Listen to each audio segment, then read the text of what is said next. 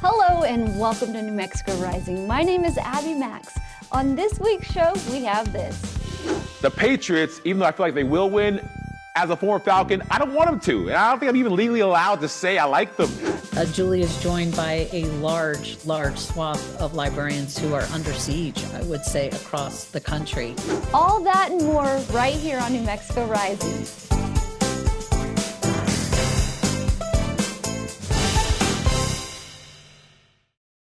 The big game is almost here, and fans across the country are getting ready to host friends and family.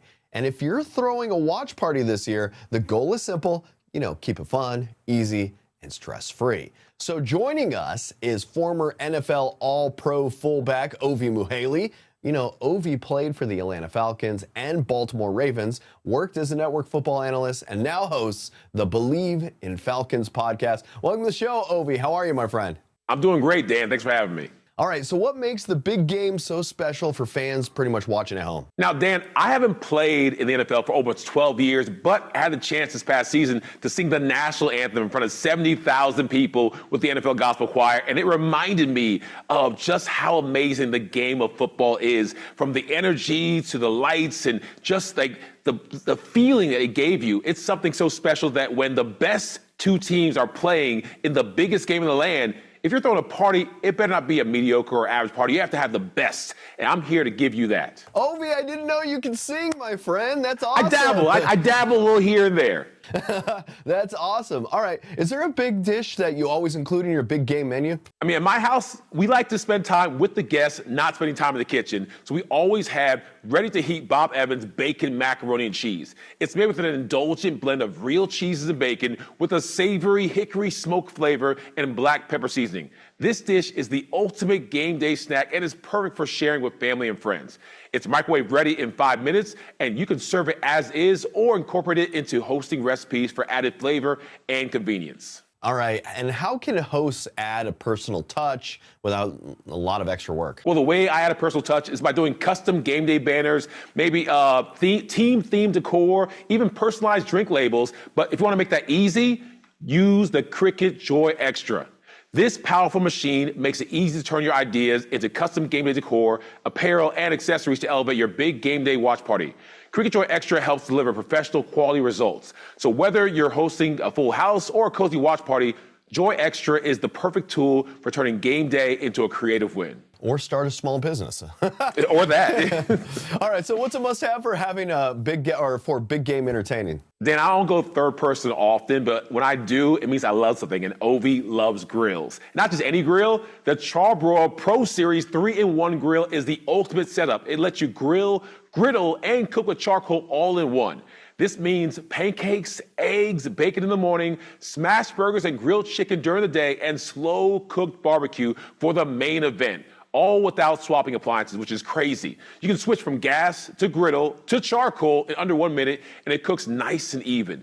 Get it for under $800 at Walmart, Amazon, or charbroil.com and have it delivered just in time for the big game. All right, any other quick tips for hosts getting ready? Yeah, I have an affordable pantry staple that will make your game day recipes delicious. It's Libby's Vegetables. Here we have Mexican street corn nachos loaded with whole kernel sweet corn, and air-fried vegetable egg rolls made with sliced carrots, and my personal favorite, sausage Reuben puffs that pack all the bold flavor of the classic Reuben sandwich with crispy sauerkraut. Now, since Libby's ingredients are already cleaned, already prepped, and cooked, I spend less time in the kitchen and more time doing what's really important, watching the game. All right, big question. Who's going to win, and is there going to be a comeback?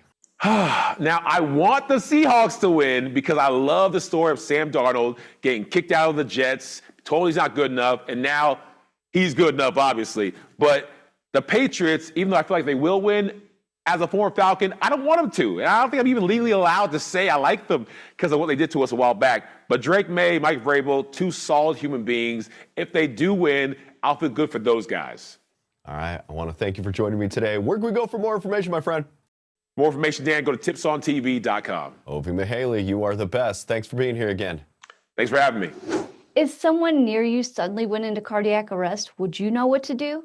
It turns out many people don't step in during emergencies because they're afraid of doing something wrong. Today, we're joined by Dr. Ashesh Panchel, an American Heart Association medical expert to clear up common CPR myths and show us how easy life-saving steps can be. Welcome, Dr. Panchel. Welcome, and welcome from The Ohio State University. In emergencies, only about 40% of people help. Why do you think so many people hesitate to act? Yeah, it's really a tough situation when somebody suddenly collapses in front of you. Many times it's someone you know.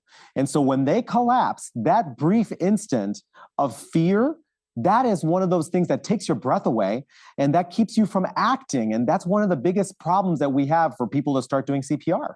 What are the most common myths people believe about CPR? Yeah, there's three kind of common myths that I talk a lot about. The first one being that CPR is only for medical professionals. In truth, it's about your family, your friends. It's anyone who has the confidence, the skills, and the intention to help. They are the true first responders. Another myth is that we have to do rescue breathing. In truth, at that moment, chest compressions are really the most important. And the last myth is the fact that if I do CPR, I could actually be hurting someone. At the moment where somebody has a cardiac arrest event, their heart is not working.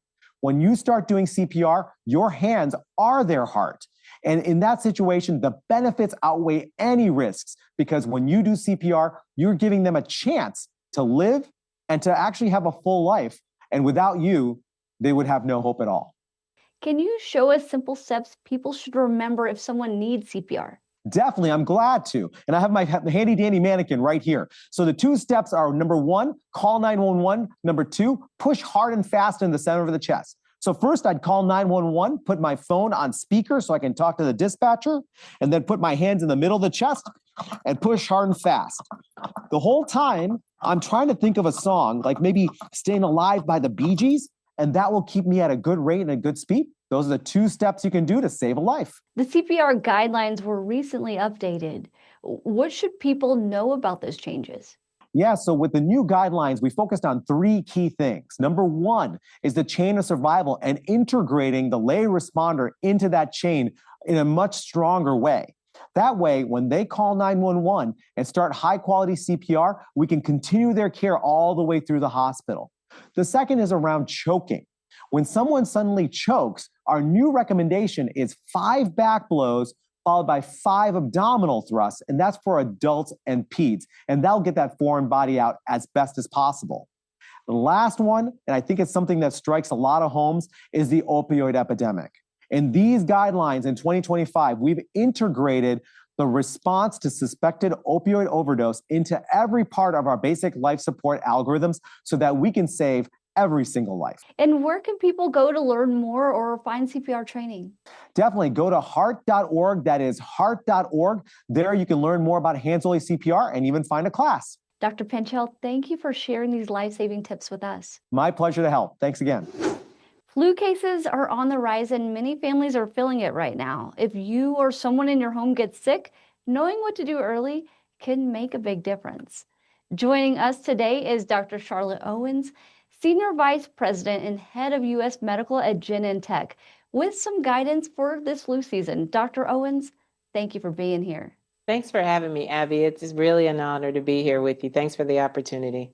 How bad is the flu this season compared to what we usually see?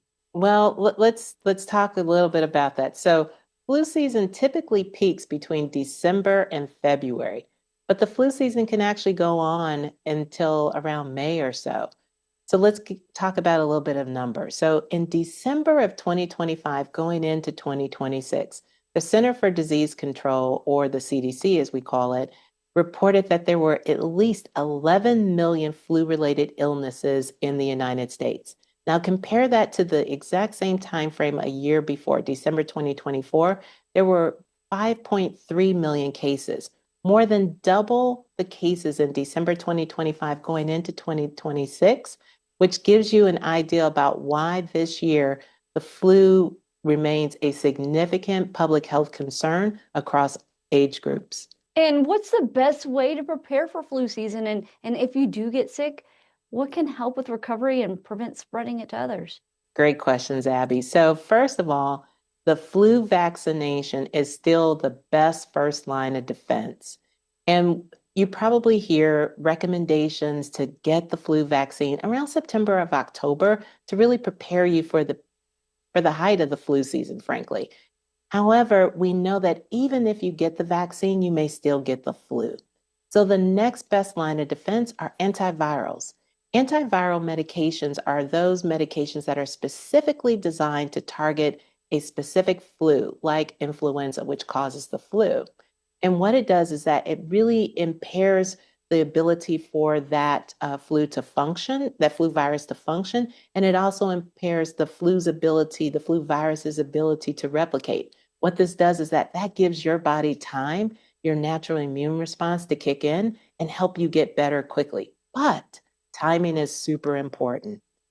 Antiviral medications must be taken within 2 days or 48 hours of either the onset of symptoms or after being exposed.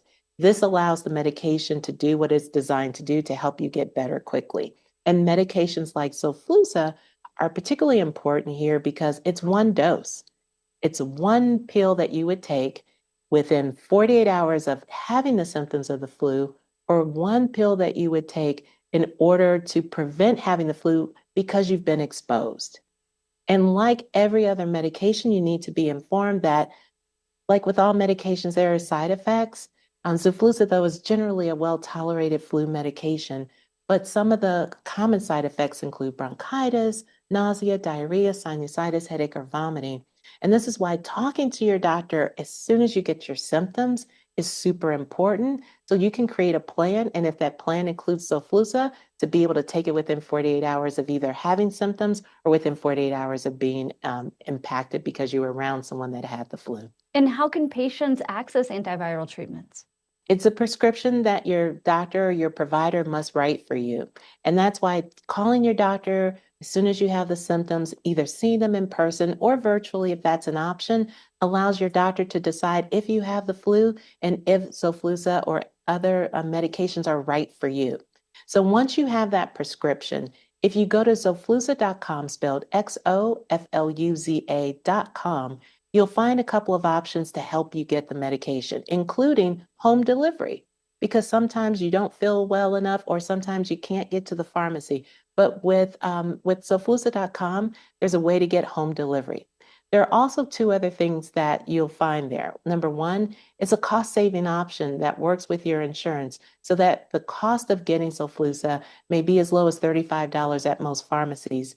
And there's also a cash paying option, which is $50, which is around 70% off the list price.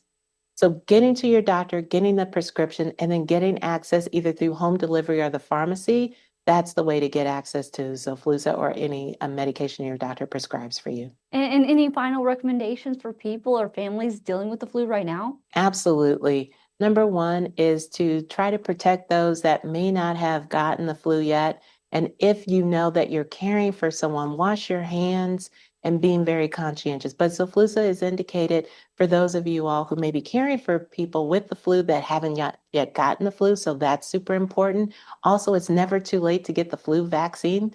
And so that's really important too. And then washing your hands, staying hydrated, and eating well, all important this flu season. And one more time, where can viewers go to learn more? The website is known Xofluza.com, spelled XOFLUZA.com. Dr. Owens, thank you so much for sharing all these tips today. Thanks so much, Abby. It was a pleasure to be with you. Hearing the words "you have cancer" can be overwhelming for patients and families. There's a lot of information and it can be hard to know where to start. Joining us today is Dr. Crystal Denlinger, CEO of the National Comprehensive Cancer Network, with guidance to help people better understand their options. Welcome, Dr. Denlinger. Thank you so much for having me. What is the National Comprehensive Cancer Network and how does it help people facing a cancer diagnosis? Thank you. So the National Comprehensive Cancer Network, or NCCN, is a not-for-profit alliance of 33 leading academic cancer centers across the United States. And our mission is to define and advance quality, effective, equitable, and accessible cancer care and prevention so that all people can live better lives. We do this through a variety of ways, but our core product is really the continuously updated NCCN clinical practice guidelines in oncology, which are guidelines used by healthcare providers to help with cancer decision-making that are developed by experienced oncology specialists at our member institutions and based on the best available evidence regarding cancer. From those clinical practice guidelines, we derive other products that can be useful to a variety of stakeholders, including the NCCN guidelines for patients, which are available for patients and caregivers to learn more about cancer care. And you offer patient guidelines that are easier to understand. What makes these different from other medical resources? So the NCCN guidelines for patients derive from the clinical practice guidelines that oncology specialists use in their own practice to make decisions, and really contain the same information that that clinical practice guideline has. What happens is after the clinical practice guideline is developed, the health literacy certified writers here at headquarters will take the clinical practice guideline and translate that information into plain, easy to understand language with helpful diagrams and pictures, as well as things like suggested questions to ask your doctor and key terms and information that someone facing a cancer diagnosis or a screening should know. That information and that draft is then reviewed by the panel that makes the clinical guideline to ensure that the information in the patient guideline aligns with what the clinical guidelines are saying before we post the patient guidelines on our website. Our patient guidelines are available free online through funding from the NCCN Foundation and are available in both English and Spanish. And how often are these patient guidelines updated to reflect new research or treatments? So we are very excited to announce that on World Cancer Day in 2026, the NCCN guidelines for patients will be updated on an annual basis in an annual cycle to ensure and reflect the latest information in the clinical practice guidelines. And now every book will be available in both English and Spanish. That's more than 70 books related to cancer, whether it be prevention, screening, and risk reduction, diagnosis and treatment, all the way through to supportive care, survivorship, and palliative care, ensuring that patients and caregivers have the same comprehensive, trustworthy information based on evidence that their healthcare providers and oncology clinicians have when making their treatment decisions. And when a family member is diagnosed with cancer, what's one helpful way loved ones can show support?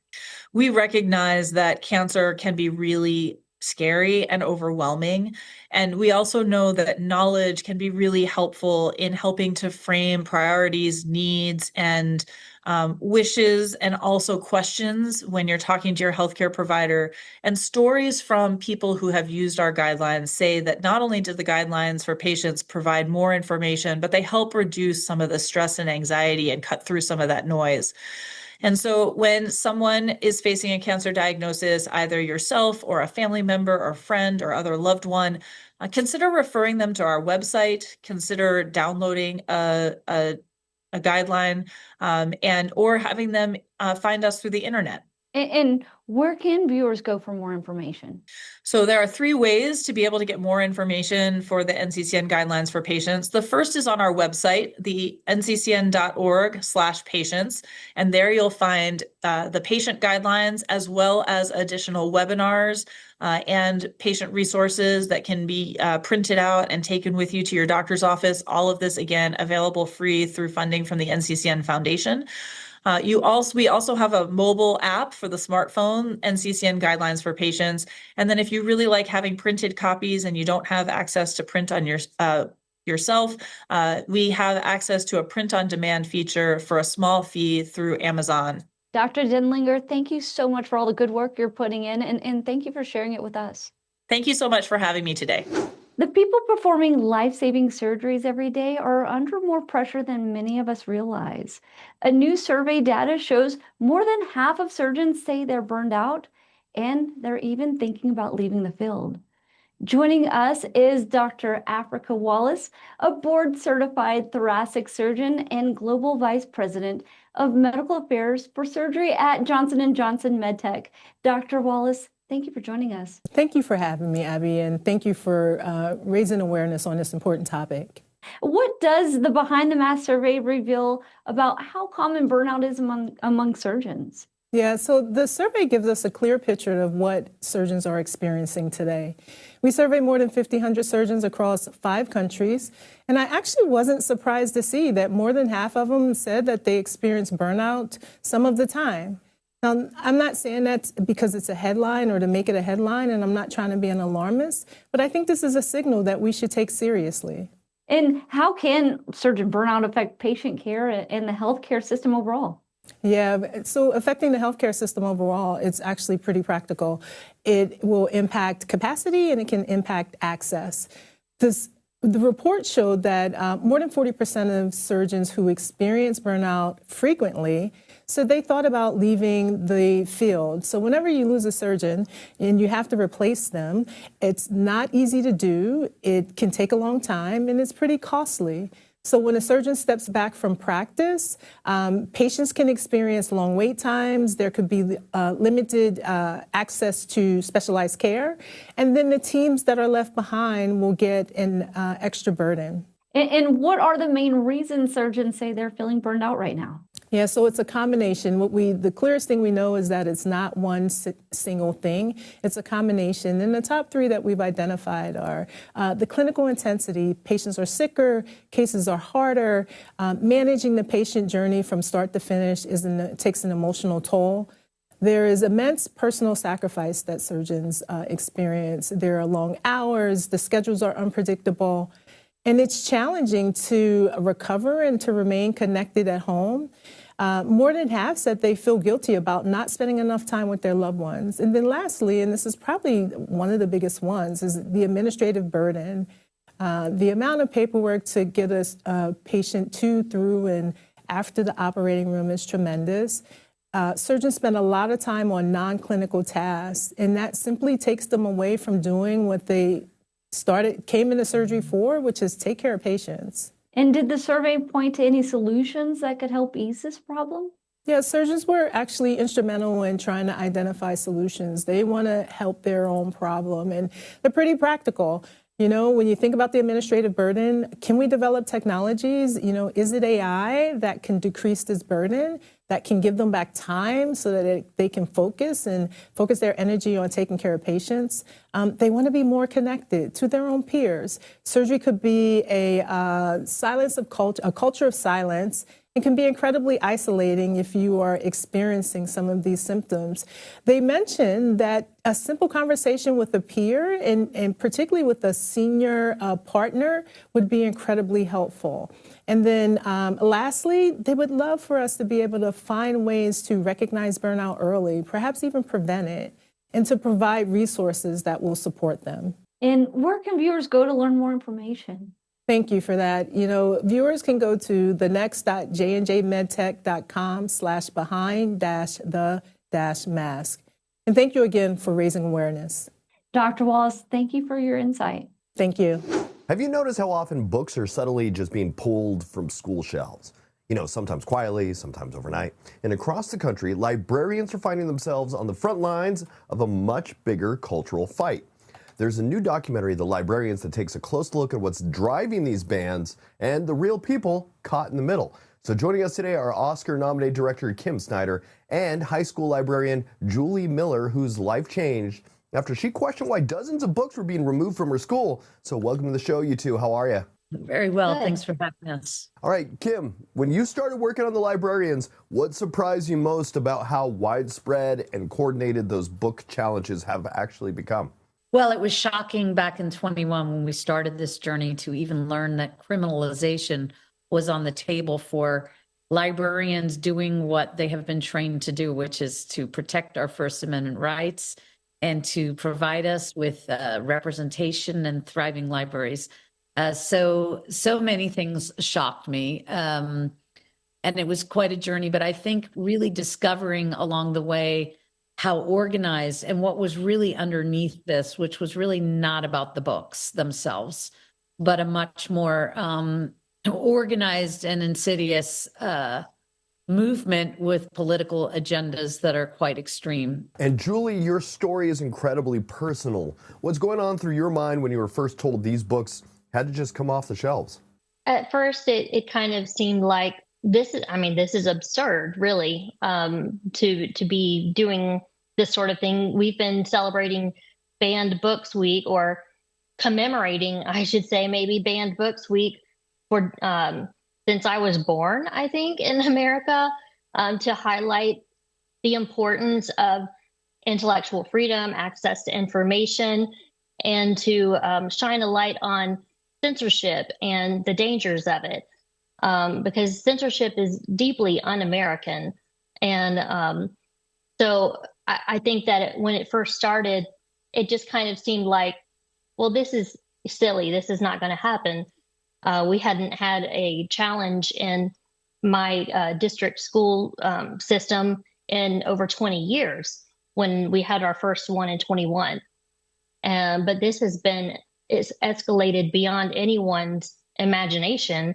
We're up to over 1,000 book challenges that have been filed in my school system. So it's been really insane, honestly.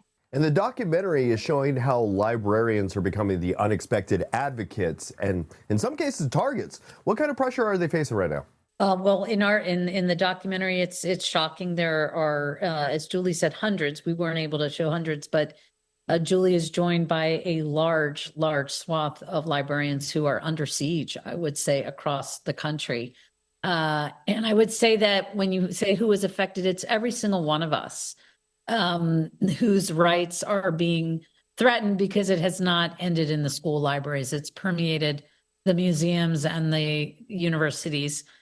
So we are, as one anonymous librarian says at the end, this is now everyone's story. And do you have a quick tip for some of the viewers watching this and wondering what they could do? We're really advocating. Oh, go ahead. I'm sorry. Just saying that getting involved locally is really important. That's where these things are happening. These are not federal decisions that are being made. A lot of times it is your local school board or even your local public library boards where the banning and censorship is happening. So get involved in your community. There are lots of grassroots organizations and parent groups that are speaking up against this. If you're not ready to run for school board, you can certainly, of course, vote. You can get informed. You can write letters to the editor. You can make phone calls. Anything that you can do, even reaching out to, if you're a parent, reaching out to your school, your children's school's librarian, if they have one, and just let them know that you're there for them, that if they're ever encountering issues with censorship, give them your name and number as someone they can reach out to so that you can try to connect them with others in the community who will stand up with them. Julie, Kim, I want to thank you too for joining me today. The Librarians premiere is Monday, February 9th on PBS's Independent Lens and will also be available to stream on the PBS app. It's a powerful, eye-opening watch and one that really gets you thinking about what's really at stake. I want to thank you too for joining me today. Thanks so much. Thank you for tuning in and checking us out here on New Mexico Rising. If you're a fan of the show and want to know what's going on behind the scenes, follow us on social media. We're at New Mexico Rising on Facebook and Instagram. Also, you can subscribe to our YouTube channels at New Mexico Rising. Thank you again for joining us right here on New Mexico Rising.